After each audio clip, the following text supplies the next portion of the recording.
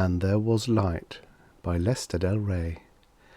Originally published in Future Combined with Science Fiction Stories, July 1951. Narrated by Tom Trussel. When the enemy believes the worst of you, they won't settle for anything except the worst. Volcek believed his weapon would be humane and less destructive than the dreaded fusion bombs. Stephanie was still white and weak, but the worry on her face had nothing to do with her recent sickness as she rushed about the small, crudely furnished apartment, trying to appear normal. Johann Volcek studied his young wife, worrying more about her than the meeting for the moment. If the child had only lived. Then he smiled a bit ironically, before letting his mind come up with the old palliatives. There'd be other children for him and Stephanie, and for this half of this world. The other half would simply have to suffer painlessly through a generation for the good of the whole world. "But the director, Johann!" Stephanie's voice was on the thinnest edge of hysteria. "Johann, to our place! If I'd known, I could have made curtains at least, and can you be sure?" "It isn't suspicion, Radostmoja," he assured her quickly. "I told you the director trusts me. He has to, and he simply wants to see you. You know he's a family man himself." But he let her work, fussing about the place, refilling his coffee, brushing an imaginary speck of dust off his coat. The doctor had told him that work was best for her, anything to get her mind off the lost child until there could be others. And the director may have been a better distraction than any of the others, aside from the flattery of it. Then the telephone on the wall rang sharply, and he answered it, smiling back at her. "Volcek." "Good, Johann." It was the director's Secretary of Science, Jean Petrecci, and Volcek's sponsor. "We shall be there soon, and it's a beautiful day for the test, not so?" Johann agreed quickly, though he had not yet had time to look through the windows even, with Stephanie's worry of the visit of the director. But as he looked out now, he saw that it was a good day, clear, with only thin wisps of cloud in the sky. Then, in the street below, there was a stirring, first of big cars, then the shouts of the people. It was silenced, and the creaking elevator began to thump upwards. Stephanie made a last frantic dash into the bedroom, brushing nervously at her hair, and came out just as the knock sounded. Johann had been right. The director must have trusted him, since the big man had come up with only 3 of his guards, and now came thrusting his broad shoulders in, his greyed head not even darting about the room, his eyes leading him towards the Volceks. Quick admiration filled his eyes at sight of Stephanie, and his gruff voice was soft, the voice the radio brought them when he was the father of the state, or when he was telling them of the new plans for more food and better living. "Sit. I'm only one of you, you know. Ah, Johann, this is the little Stephanie. I've wanted to meet you, to see the one Johann has spoken of so often." His language was perfect, but with the queer, stilted effect it always had when he was not reading a prepared speech. Watching Stephanie stammer over the honor of the director's presence, and then relax gradually as the spell of the man took over, Johann began to smile more naturally. The director was talking of his own beginnings in much less than this, and the moving they would soon be doing into a newer apartment, a fine new suburb, and surprisingly, he was talking of his own wife and children, and Stephanie was answering. Remembering stories of the director, Johann found it hard to recognize this as reality. The man had come up from the lowest ranks, an iron hand leading him up the ladder of Centralia's autocratic bureaucracy. But now the hand was sheathed, and even Stephanie began to smile. Then it was over, and the director was rising. Johann kissed his wife quickly, embarrassed slightly at the director's approving smile, and they were out in the elevator, heading towards the big, waiting cars. "Now I trust you, Johann Volcek," the director told him. "Now I can go with you to this test. With such a wife waiting you, there can be no trickery against the state. No, don't say it. It is not you I could distrust. It is everyone I must distrust. But not now. What does the doctor say? Another year. For a time they had been afraid that Stephanie could never have children again, but the new treatments had apparently been effective. Centralia's progress in all phases of gynecology had been spectacular. The director nodded. Good. The state needs such children as you will have, and a man has need of little ones. But tell me, you still feel sure of this test? Then the talk became technical. Johann was sure. There had been smaller tests during the 2 years the project had been going on, and all of them had been effective. Then cold fingers ran over him, tingling at the ends of his nerves as he realized the trick semantics were playing on him. Test. It had been the name they had given it, and in time it had come to be no more than that in his mind, a test of his theories. But it was not just a test. This was the feat itself. The step that would bring an end to half the world, the culmination of the hopes of Centralia, and the final positive proof of the ideas of Volcek. He had been almost unaware of the power that had grown from his idea, but now it hit him. It wasn't easy to do that to half a world, even in these days, but it had to be done. 30 years before, there had been a sprawling group of small nations and several large powers. But with the beginning of the atomic age, that had shaken itself down until now there were actually only the 2 hemispheres. Centralia had most of the world's population, but the West had achieved equality by its head start in the sciences and in industry. For 30 years, little nation had accreted to big nation, until now there were the 2 of them. Nominally, the little nation still existed, but it was a polite fiction, like the fiction of bland softness the director had adopted before Stephanie. And this was not a world where 2 powers could exist. They had somehow achieved it, while the accretion of control of the neighboring states went on. There had been fracas piled onto struggle, but never outright war. Now, though, things had reached a stage where each side knew that sooner or later the hydrogen bombs must fall, and where those bombs were of a size and efficiency that might even end the world. There were even rumors of solar phoenix bombs which could turn the world into a flaming lesser sun. Volcek sighed. This was better than that. Better that half the world should slow down and come to a gradual halt, than that the rain of hell should descend from the heavens, perhaps igniting the world itself. They were at the laboratories now, and Volcek got out of the car behind the director, vaguely conscious that taking second place was a mark of honor. Inside the building, one of the rooms had been cleared, leaving a few seats, a stand, and a single board of levers against the wall. Already the seats were taken, and men were rising to salute the director. Kifong, Tsamatsu, Bandaputra, Simonolov, Schwarzkopf, Georgeson, all of the big names of government and science, were there.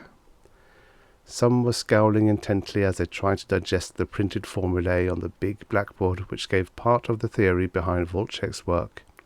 Others were smiling, assured only that this was the day when Centralia would come into its own. And some, as always, were estimating Volcek, wondering how his importance would conflict with their own. The director smiled thinly, dropping an arm over Volcek's shoulder. After this day, Johann, you'll need bodyguards. I have seen to that. And Petrecci, well, we shall see. Johann caught himself before he could wince. He'd liked Petrecci, had no desire to replace him. But if the implication of the director's words was what he thought, still, it would be good for Stephanie. She had had too much trouble, and it was time life smiled on her a little. It would be good for their children, too, to grow up with comfort, even a little luxury, tutored perhaps with the children of the director himself. As Secretary of Science, Johann Volcek would give his family a great deal. He caught Petrecci's eyes on him, and turned his head quickly back to the other men. At the director's nod, he began outlining the facts to them. Some already knew of what was being done here, but all were listening as if the director himself were speaking. He could only give the barest facts. He had been experimenting with a means of controlling fission for some power application, working on the problem of getting hydrogen to fission at temperatures below the millions of degrees where it normally began, and in tiny amounts. And by sheer accident, he had stumbled upon a process where nitrogen fissioned instead. 2 atoms of nitrogen combining into one, straining the nucleus that now held 14 protons and 14 neutrons, distorting it until some of the binding force of the nucleus released energy, and it broke up into simpler atoms again, as if both fission and fusion were going on. It had not been successful from a commercial angle, but it had produced an unexpected result. The mice which had been kept to test out danger of radiation had not been killed, but they had been sterile, as events proved from then on. The release of radiation was not quite normal gamma rays. It was subtler than that, some queerly polarized radiation that struck at the fertility of animals and ended it. "But you were not sterilized," Qi Feng interrupted him. "I was lucky. I had been using a shield that was heavy enough to turn aside the radiation. The 4-foot walls of the oven where the experiment was conducted. It only leaked out through the panel we later found had a crack in it. But that was toward the mice. 3 years had been spent in testing it on mice before the reports had found Petrecci and brought him to the little laboratory of Johann Volcek. By then, Volcek had developed a complete control of the process and had learned to fuse and fission oxygen as well as nitrogen, but without the production of sterilizing radiation this time. After that, there had been no more mice." Volcek shuddered, trying to conceal it, as he remembered the prisoners who had stood before the portal of the oven and gone away sterile. And there had been tests in the big deserted wastes near the Gobi, where balls of fire had leapt from his tiny little devices and cracked themselves into flaming energy that grew and spread before vanishing. More sterility had followed.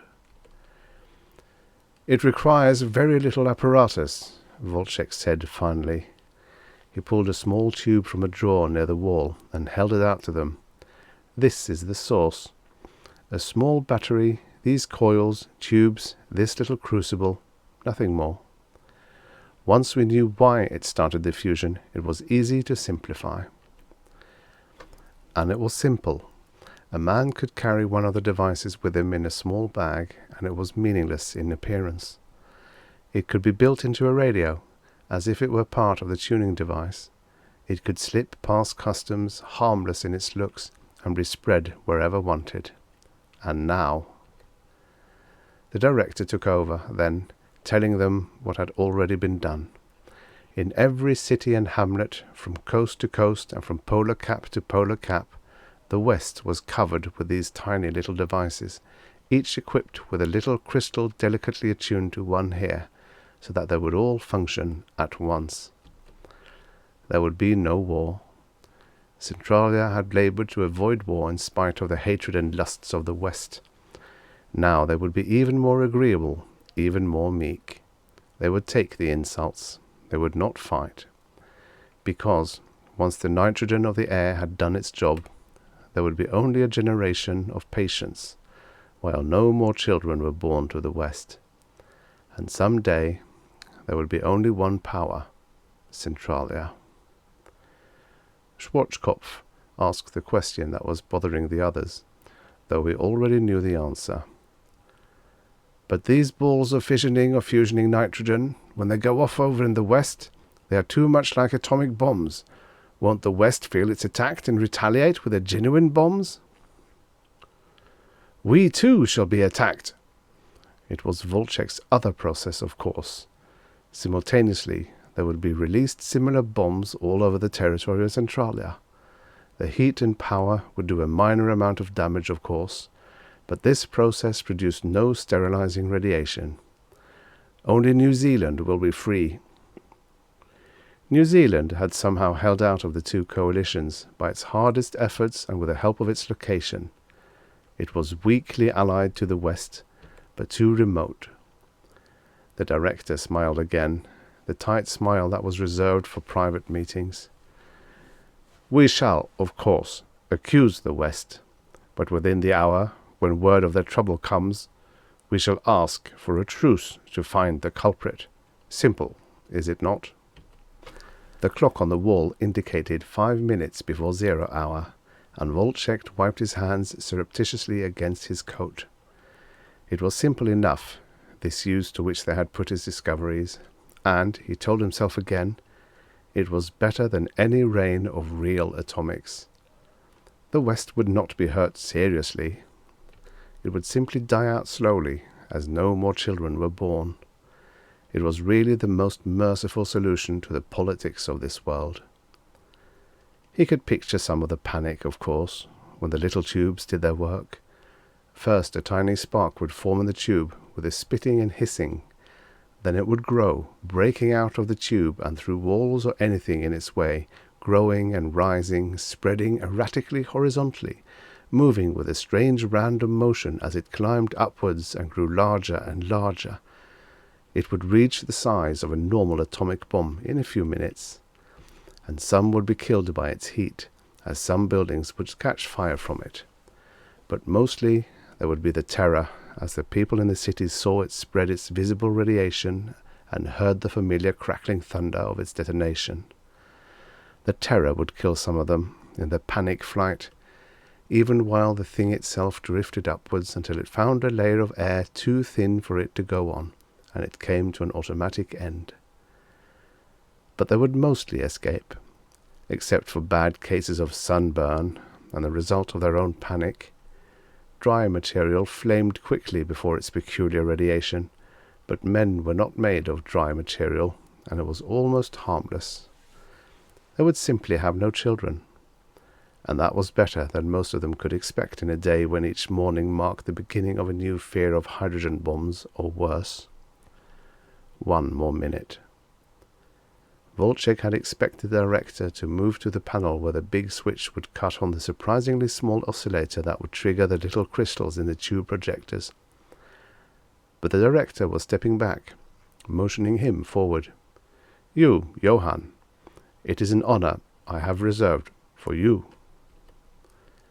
There was silence in the laboratory room as Volcek moved slowly toward the board. He straightened, his eyes going down to his coat, where a bit of lint clung to it. Stephanie would have spotted it at once and rushed to brush it off. Stephanie, who knew nothing of what his great work was, but who was awed by having a husband who could receive a visit from the director. Stephanie, who could have other children, after all, in this world that would have ultimate peace in spite of all the war threats, because of the work her husband was now about to do.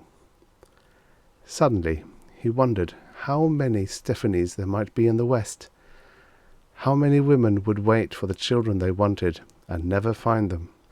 How many would curse him when they finally realized the truth without ever knowing that he was the man they were cursing? He cut off the thought savagely.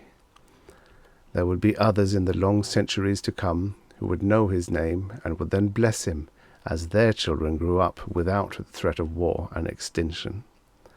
His children would be proud of him, his and Stephanie's. He touched the switch that was to set off the harmless fake bombs over their own world first. The director was at his side, his face no longer smiling, but narrowed to that of a wolf. Then the director chuckled, and the edge of his lips curled up. "Let there be light," he quoted, and his eyes showed that he knew the original usage of the term in the book he was quoting. And there was light, as Johann's finger hit the switch. A tiny, spitting, hissing thing lifted from the nearby city, going up and forward in weird, erratic movements, growing larger and spreading out, now beginning the muttered staccato thunder that was not unlike a plutonium bomb. The director reached over and pressed the other switch that would send the sterilizing bombs up over the West, but he did not depress it fully. He stopped and nodded to Volcek, and again Johann's hand went out, pushing the lever of the switch. He should have brought Stephanie. If only she could have known nothing of the results. She would have been proud of him then, as the director solemnly shook the hand that had done its work, and the other men began to cluster around him. Then they moved towards the windows, hesitantly at first, not quite sure that this fire in the heavens over the city beyond was really the safe kind. But the director led them, together with Volcek, and they stood gazing out. It was a huge ball of blazing fire in the sky now, partially softened by the filters that had sprung shut over the windows automatically, and the mutter of its detonation reached them as they stood there. There was some damage, of course, even here. Some of the older wooden buildings near where it had first appeared were bursting into flames, and the distant figures of people had gone into a panic. They had to believe it was real, just as the West must believe for a time that both powers had received the same treatment. Stephanie, but Volcek had taken care of that with a drug in her coffee. She would be asleep, unaware of the tumult, and not one of the mob trying frantically to escape what could never harm them. Now the ball of fire was rising upwards more steadily, its own heat driving it up as a blast of hot air is carried up over a fire. The brightness began to fade as they watched, moving up and turning smaller, shrinking, and finally going away. Volcek sighed, and the director echoed it, a satisfied sigh, and a somewhat regretful one. "It is hard to see even a few of my people hurting themselves," the director said slowly, "but it is best, and it is done." He turned to Volcek, and Johann straightened, reminding himself that whatever the director said must be remembered. He would have to tell Stephanie, and some day he could tell his children and his grandchildren. He must remember it. But the director's words were never spoken.